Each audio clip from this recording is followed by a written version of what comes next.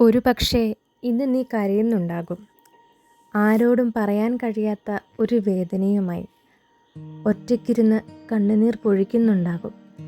പക്ഷേ ഓർക്കുക, നിന്റെ കണ്ണുനീർ ഈശോ കാണുന്നുണ്ട്. നിന്നെ കുറ്റപ്പെടുത്താനല്ല, നിന്നെ ചേർത്ത് പിടിക്കാനാണ് ഈശോയുടെ കരങ്ങൾ നീളുന്നത്.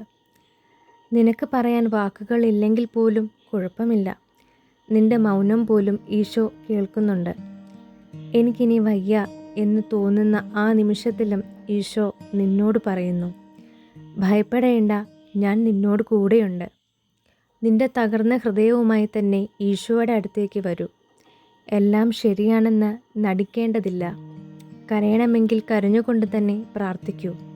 കാരണം നിന്റെ കണ്ണുനീർ പോലും ഈശോയ്ക്ക് വിലപ്പെട്ടതാണ്.